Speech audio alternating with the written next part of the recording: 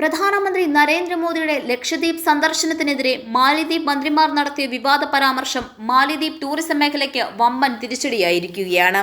രാജ്യത്തെ രാഷ്ട്രീയ പ്രവർത്തകർ, സെലിബ്രിറ്റീസ് തുടങ്ങിയവർ ലക്ഷദ്വീപ് ടൂറിസത്തെ പ്രൊമോട്ട് ചെയ്തുകൊണ്ട് രംഗത്തെത്തിയിരുന്നു. മാലിദ്വീപ് മന്ത്രിമാരുടെ വിവാദ പരാമർശത്തിനെതിരെ പ്രതിഷേധങ്ങൾ ആളിക്കത്തുമ്പോഴാണ് അതേ നാണയത്തിൽ തന്നെ തിരിച്ചടിക്കാൻ രാജ്യം ഒരുങ്ങുന്നത്. വിവാദ പരാമർശം നടത്തിയ 3 മന്ത്രിമാരെയും മാലിദ്വീപ് സർക്കാർ സസ്പെൻഡ് ചെയ്തിരുന്നു.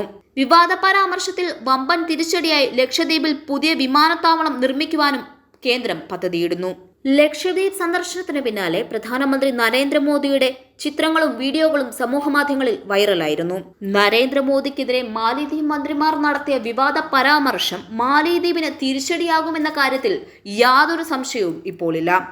മാലിദ്വീപിലേക്കുള്ള ഭൂരിഭാഗം ടൂറിസ്റ്റുകളെയും നൽകുന്ന ഇന്ത്യയോടുള്ള അവരുടെ പ്രതികരണത്തിൽ രാജ്യം ഒട്ടും തൃപ്തരല്ല. ഇതിനെതിരെയാണ് സെലിബ്രിറ്റികൾ അടക്കമുള്ളവർ രംഗത്തെത്തിയത്. മാലിദ്വീപിന് ബദലായി മറ്റൊരു വിനോദസഞ്ചാര കേന്ദ്രമാണ് ലക്ഷദ്വീപ് എന്ന തരത്തിലുള്ള സോഷ്യൽ മീഡിയ ചർച്ചകളും വ്യാപകമാകുന്നു. ഈ സാഹചര്യത്തിലാണ് ലക്ഷദ്വീപിന് പുതിയ വിമാനത്താവളം എന്ന പദ്ധതിയുമായി സർക്കാർ എത്തുന്നത്. ലക്ഷദ്വീപ് ഉൾപ്പെടെയുള്ള ഇന്ത്യൻ ടൂറിസം മേഖല എങ്ങനെയും വളർത്തിയെടുക്കുക എന്ന ലക്ഷ്യവുമായി കച്ചകെട്ടിയിറങ്ങിയിരിക്കുകയാണ് പ്രധാനമന്ത്രി നരേന്ദ്രമോദി. ഇതിന്റെ ഭാഗമായി മിനിക്കോയിലാണ് പുതിയ വിമാനത്താവളം ഒരുങ്ങുക.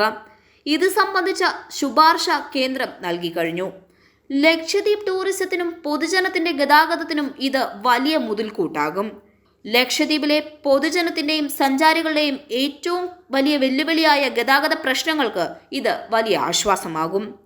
മാലിദ്വീപിനെതിരെ ഇന്ത്യയിലെ മുൻനിര ട്രാവൽ കമ്പനികളും എതിർപ്പുകൾ പ്രകടിപ്പിച്ച് രംഗത്തെത്തിയിരുന്നു. രാജ്യത്തെ ഏറ്റവും വലിയ യാത്രാ ബുക്കിംഗ് കമ്പനിയായ ഈസി മൈ ട്രിപ്പ് മാലിദ്വീപിലേക്കുള്ള എല്ലാ വിമാന ബുക്കിംഗുകളും റദ്ദാക്കിയതായി അറിയിച്ചിരുന്നു. കമ്പനിയുടെ സഹസ്ഥാപകനും സിഇഒയുമായ നിഷാന്ത് പിട്ടി തന്നെയാണ് സോഷ്യൽ മീഡിയയിൽ ഇക്കാര്യം അറിയിച്ചത്. രാജ്യത്തിന്റെ ഐക്യദാർഢ്യത്തിനൊപ്പം ചേരുന്നതിന്റെ ഭാഗമായി മാലിദ്വീപിലേക്കുള്ള എല്ലാ വിമാന ബുക്കിംഗുകളും താൽക്കാലികമായി നിർത്തിവെക്കാൻ ഈസി മൈ ട്രിപ്പ് തീരുമാനിച്ചിരിക്കുകയാണെന്നാണ് നിഷാന്ത് പിട്ടി പറഞ്ഞത്. മോദിക്കെതിരായ മാലിദ്വീപ് മന്ത്രിമാരുടെ പരാമർശങ്ങളെ തുടർന്ന് പ്രതിഷേധമെന്നോണം സാമൂഹിക മാധ്യമങ്ങളിൽ ബോയ്ക്കോട്ട് മാലിദ്വീപ് ക്യാമ്പയിനുകളും ഹാഷ്ടാഗുകളും അതിവേഗം പടരുകയാണ്.